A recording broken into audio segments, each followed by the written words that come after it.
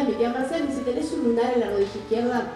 Entonces mi tía Susi, después de mi desaparición, volvió muchas veces a Buenos Aires, iba a las plazas y me cuenta mi tía que miraba a las nenas siempre, les buscaba el lunar en la rodilla y que ella decía que el día que me viera, ella me iba a reconocer. La iluminidad y la capacidad del ser humano de resistir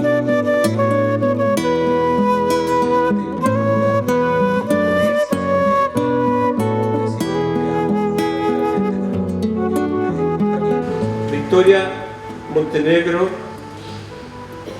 es una de los 500, las y los 500 bebés que la dictadura Argentina hizo desaparecer a partir del año 1976, y ella es una de las rescatadas y restituidas hace algún tiempo. Vamos a invitar a Victoria Montenegro, nuestra compañera, a que presente su libro. Muchas gracias. Bueno, vinimos a acompañar y también a presentar mi libro, Hasta ser Victoria, se llama. Yo soy Victoria Montenegro y soy una de los 500 bebés robados en la época, apropiados en la época de la dictadura cívico-militar. En mi caso, mis papás eran militantes del Ejército Revolucionario del Pueblo. Mi papá se llamaba Roque Orlando Montenegro, mi mamá se llamaba Hilda Torres. Mi familia, previo al golpe del 76, es perseguida, mi familia materna, porque mi abuela materna, mi abuela Brígida, también era militante política, y secuestran en un operativo a mi abuela, a una de mis tías, y a partir de ese momento mis padres se van de la provincia de Salta a Buenos Aires, y en Buenos Aires nací yo el 31 de enero del 76. A las semanas de mi nacimiento hay un operativo del ejército argentino con la policía de la provincia de Buenos Aires. Ese operativo estaba a cargo de un coronel del ejército, el coronel Hermann Tetzlaff, que nos hace desaparecer a mis papás y a mí. Mi papá tenía 20 años, mi mamá 18 y yo tenía un par de semanas.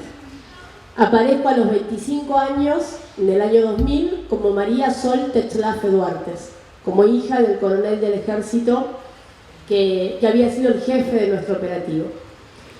Durante esos 25 años que yo fui María Sol, yo estaba absolutamente convencida de que era hija biológica del matrimonio Tetzlaff Duartes, que ellos eran mis verdaderos padres, pero además estaba convencida de que no existían personas desaparecidas, que todo era un gran invento, que los desaparecidos estaban todos en Europa, que nosotros, que mi papá, el coronel Tetzlaff, era un buen soldado que había luchado por la patria, que habíamos entrado en guerra para ganar la paz, que habíamos ganado en el marco militar, pero que había quedado un resabio ideológico de la subversión que llevaban adelante mujeres enfermas de odio, que eran las madres y abuelas de Plaza de Mayo, que intentaban instalar la idea de que los hijos de los militares podíamos llegar a ser hijos de la subversión. Eso es lo que yo creía con el alma durante mis 25 años de vida de María Sol. Nosotros, voy abriendo paréntesis porque la historia es muy enredada, para tratar de conducirlo y que se entienda un poco. Nosotros desaparecemos, mi familia materna diezmada, porque mi abuela materna estaba secuestrada, mi tía estaba secuestrada, después secuestran a la hermana mayor de mi mamá y también la desaparecen, secuestran al hermano menor de mi mamá y también lo desaparecen, así que mi familia materna estaba totalmente diezmada. Quedaba mi familia paterna, que vivía a 2000 kilómetros de Buenos Aires, esperando, acercando a quien se podía nuestra búsqueda. Hasta que, después de muchos años, llega a Abuelas de Plaza de Mayo una denuncia anónima en el año 84, por primera vez, que dice que hay un coronel del ejército que tiene a 2 bebés, a María Sol como su hija y a César, que era el hijo de la señora que trabajaba en casa. Y que esos 2 bebés eran hijos de desaparecidos. Yo soy chiquita, voy con mi papá, entre comillas, mi apropiador, al juzgado por primera vez, y el juez al que le llega la causa le saca una carpeta y le dice que se quede tranquilo, que él lo va a ayudar, pero le avisa que las viejas ya estaban jorobando. Ahí empieza formalmente la primera denuncia de Abuelas de Plaza de Mayo. Ese juez no avanza, se lo pasa a otro juez que tampoco avanza, se lo pasa a otro juez que tampoco avanza, y así pasan los años hasta que en el año 92 por primera vez un juez toma el pedido de las abuelas de investigar lo que las abuelas decían que había sido un plan sistemático de apropiación de bebés. Y es el primero que decide exigirme que dé sangre en el Banco Nacional de Datos Genéticos. Yo voy a dar sangre convencida siempre de que todo era una persecución política hacia mi papá.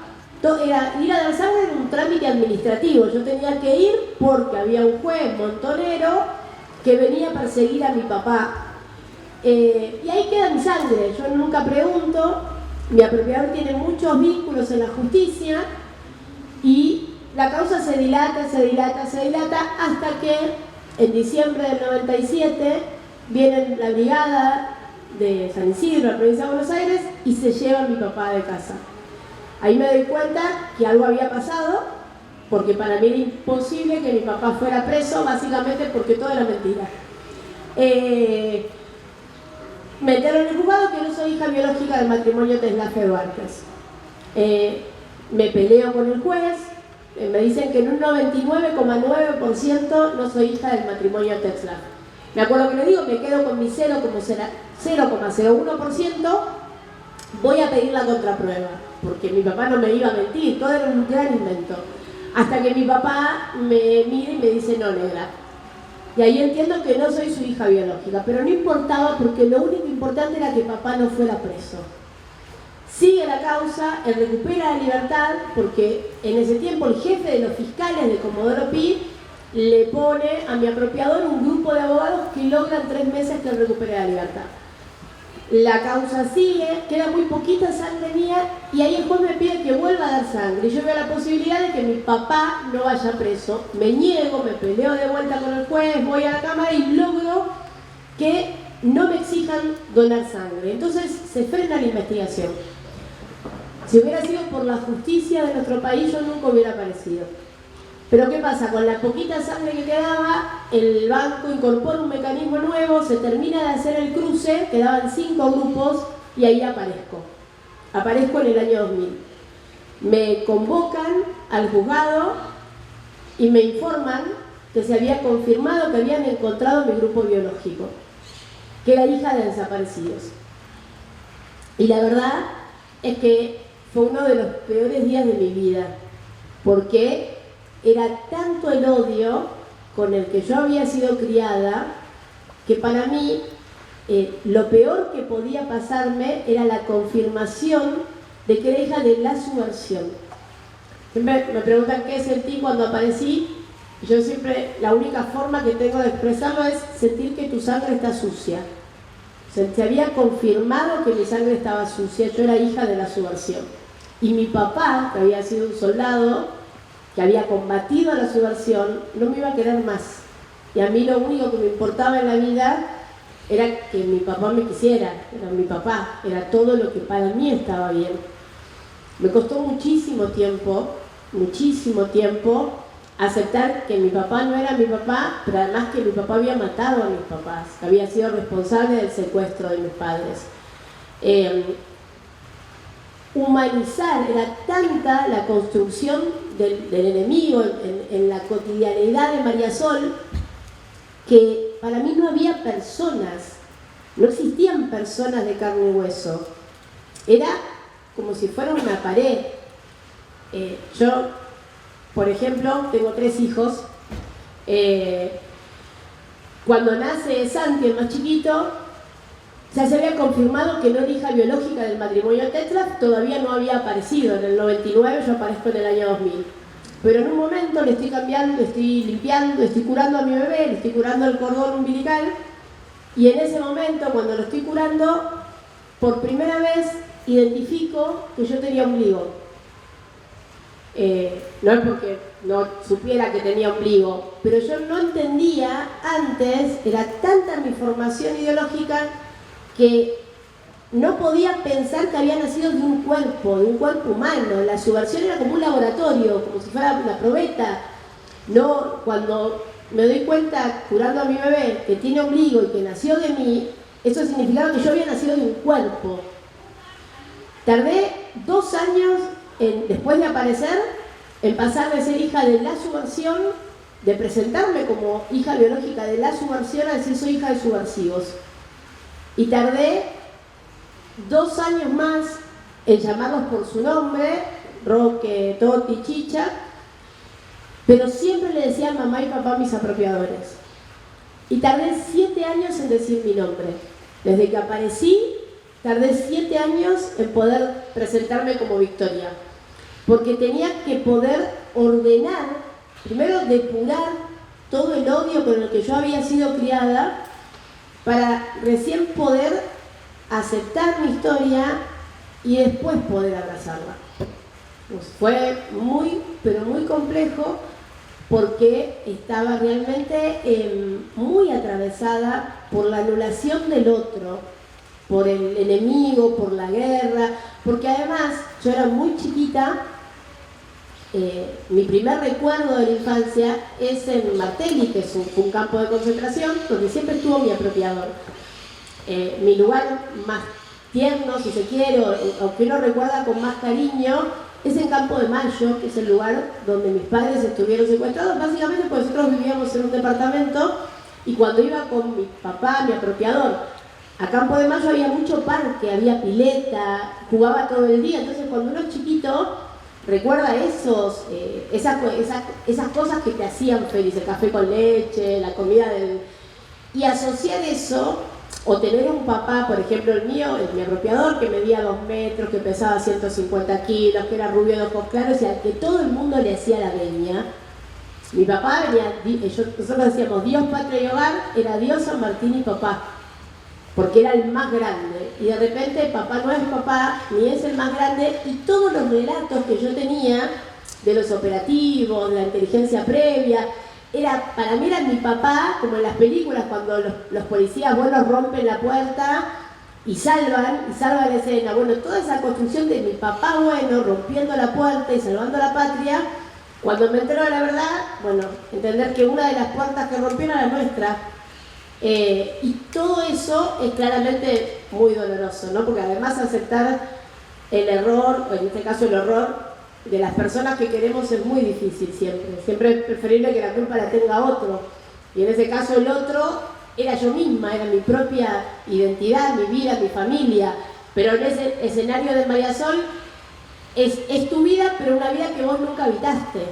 Es tuya, pero todavía no podés abrazarla, porque no pudiste vivirla, porque no te permitieron vivirla.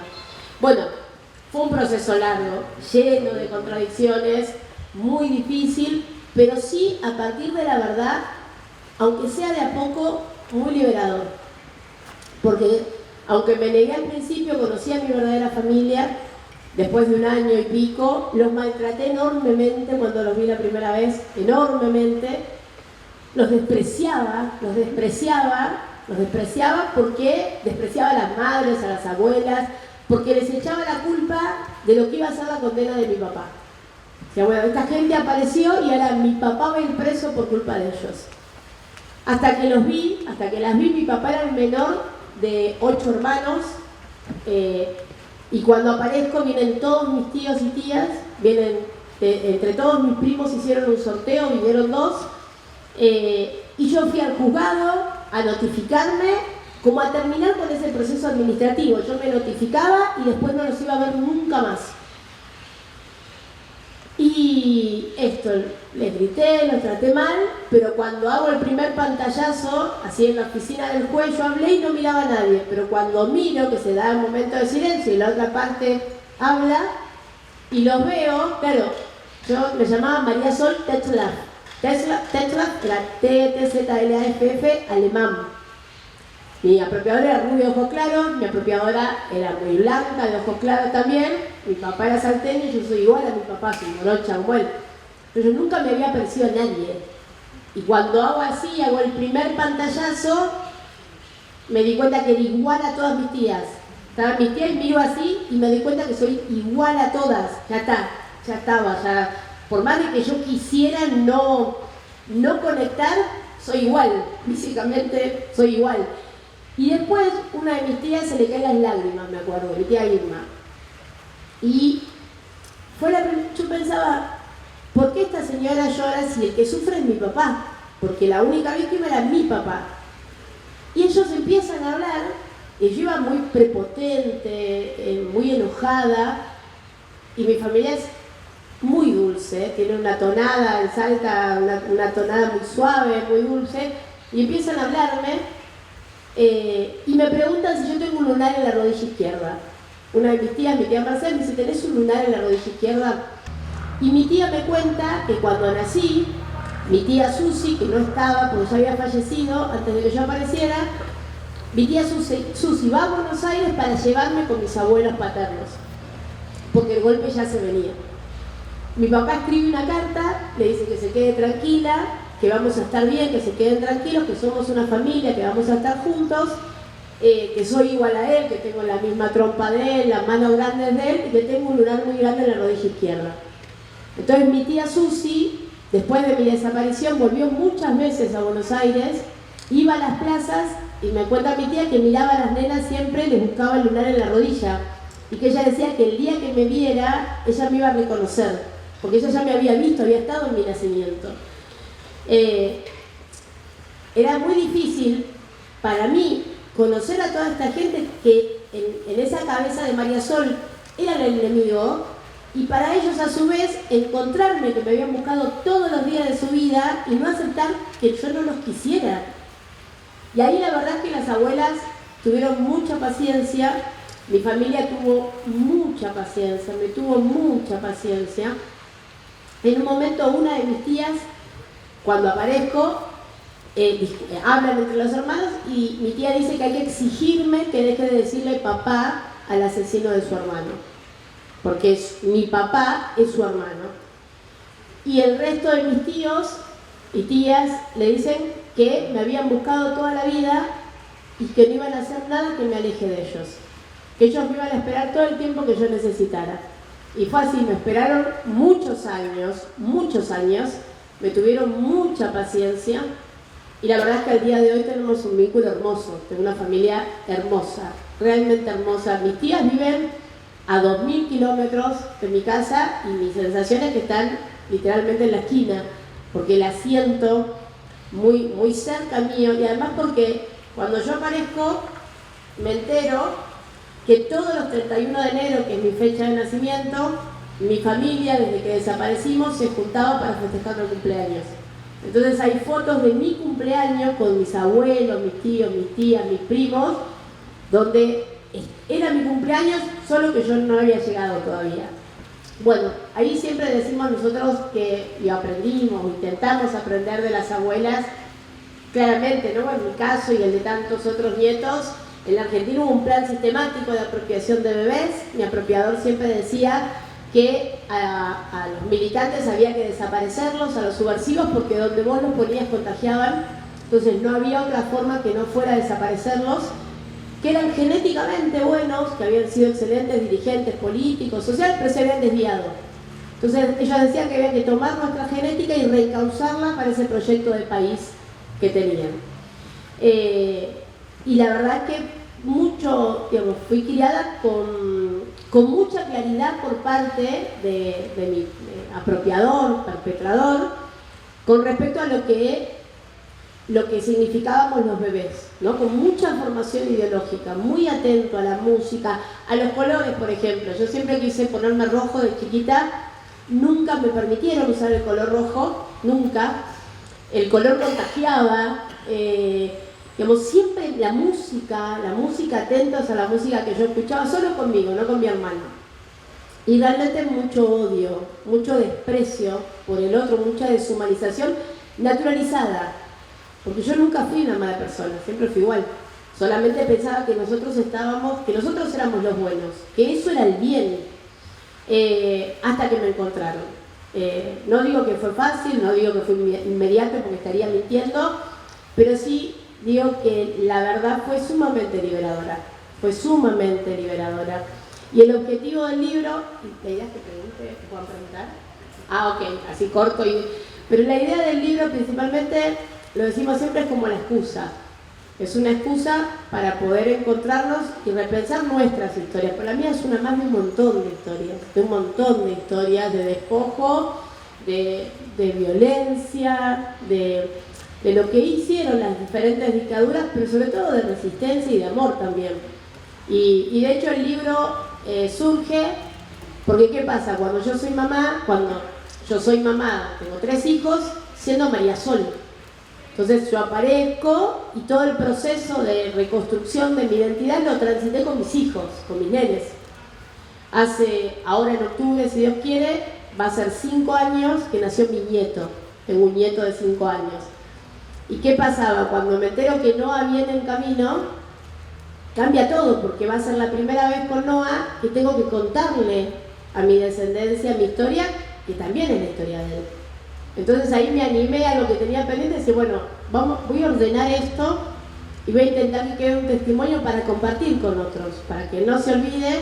Además porque en nuestro país, o en cualquier lugar del mundo, a partir de la apropiación de bebés en la Argentina, sigue habiendo centenares de desaparecidos y desaparecidas que están vivos y vivas, que somos los nietos, pero la mayoría de nosotros ya somos madres y padres. Entonces no es solo nuestra identidad, sino la de nuestros hijos, y en breve, los que fuimos padres muy jóvenes, la de nuestros nietos. Son 4 generaciones desaparecidas. Y hay que seguir buscando, y hay que seguir sembrando memoria, y hay que resistir además a las nuevas embestidas que tienen negacionismo sobre nuestras historias. Así que bueno, el objetivo del libro es eso, es la excusa para que nos encontremos y podamos compartir no solo nuestros dolores, sino principalmente lo más lindo que tenemos, que creemos que son nuestras resistencias. Bueno, queda abierta a preguntas.